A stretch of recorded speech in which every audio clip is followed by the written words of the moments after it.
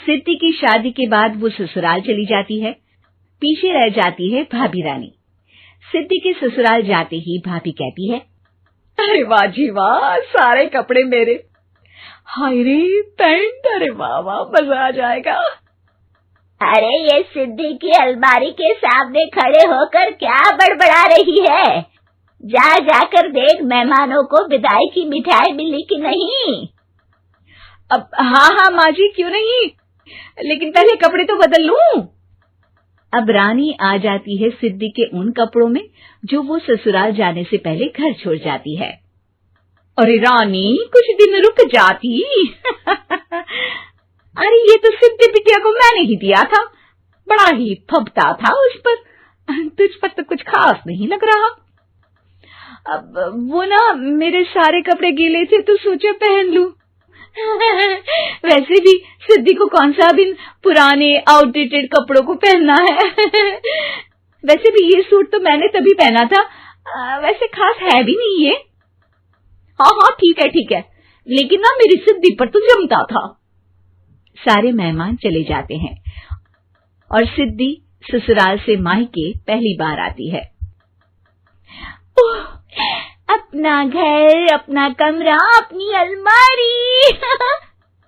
ये बोलकर जैसे ही सिद्धि अलमारी खोलती है तो सामने उसके कपड़ों की जगह कुछ और ही रखा होता है। माँ, जरा कमरे में तो आना। सास और रानी वहां पहुंच जाते हैं। रानी ने पहनी होती है सिद्धि की जींस और टी शर्ट। अरे भाभी, ये क्या? ये तो मेरी बड़ी ही महंगी टी शर्ट है, इसे आपने घर में क्यों पहनी है? अरे बहुत मिलती है दीदी ये चौक की मार्केट में, 150 में।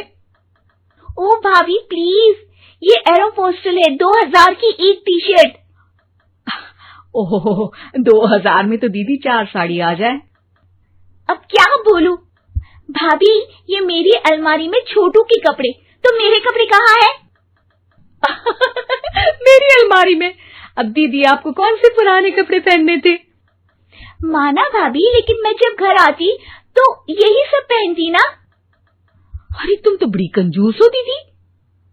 खैर, वक्त आता है जब सिद्धि ससुराल के लिए रवाना हो रही होती है। अरे रानी, अंदर से सिद्धि का गिफ्ट ले आ, लड़की पहली बार ससुराल से मायके आई है। रानी अंदर जाती है और एक सिंपल सी साड़ी लेकर बाहर आ जाती है। ये लीजिए माँ जी। सास बेटी को गिफ्ट देकर ससुराल भेजती है। अगले दिन रानी एक सुंदर सी साड़ी पहनकर सामने आती है। अरे रानी, ये तो वो साड़ी है जो मैंने सिद्धि को देने के लिए दी थी जब वो ससुराल ले जाती, लेकिन ये तूने कैसे पहन ली? अरे माँ जी, ये साड़ी तो मुझे बहुत पहले से ही पसंद थी, लेकिन चिंता ना करिए, मैंने सिद्धि के लिए भी अच्छी सी साड़ी दी है। हाँ। तभी सिद्धि का फोन आता है। क्या माँ, कुछ अच्छा तो दिया होता ससुराल ले जाने के लिए। अरे पहले दिखा दिया होता। यूं चमकते हुए पैकेट में नौकरानी वाली साड़ी मत दिया करो माँ। अरे बेटे, वो तेरी भाभी ने ना गलती से उससे पैकेट बदल गया। हाँ, मैं कल ही तेरे भाई के हाथ से तेरा वाला पैकेट भेज दूंगी। अरे रहने दो माँ, आई एम श्योर भाभी ने अभी वही साड़ी पहनी होगी जो तुमने मेरे लिए रखी थी। तुम तो समझ नहीं पाई उनको। खैर छोड़ो, मैं ज्यादा बोलती अच्छी नहीं लगती, रहने दो, आपको उन्हीं के साथ रहना है, फिर बात करेंगे। सास को रानी पर गुस्सा आ जाता है। वो उसके कमरे में जाती है जहाँ वो शादी का एल्बम देख रही होती है। रानी, मार्केट जाकर एक ऐसी ही साड़ी लेकर आ, कल प्रतीक जाकर सिद्धि के घर दे आएगा। अरे क्यों माँ जी, कितनी साड़ी देनी है दीदी को? यहाँ कोई सेल लगी है क्या?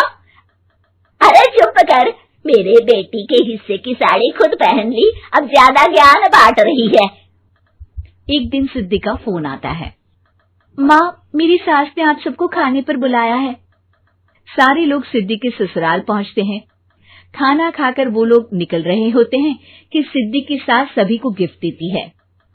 अरे बहन जी, बेटी के घर का खाना खा लिया, यही बहुत है जो आप ऊपर से गिफ्ट भी दे रही है। अरे बहन जी, आप भी कहाँ इन बातों पर विश्वास कर रही हैं।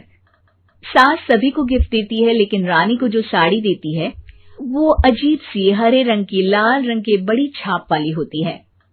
अरे छी, ये कौन पहनेगा? सासू माँ को तो जरी वाली इतनी सुंदर, और मेरे लिए ये नौकरानी वाली। अरे भाभी, दरअसल मैं जब भी घर आती थी आप वापसी में ऐसी ही साड़ी देती थी ना, तो माँ ने सोचा कि आपको आपकी पसंद की ही साड़ी क्यों ना दी जाए। बेचारी रानी, बोलती भी तो क्या।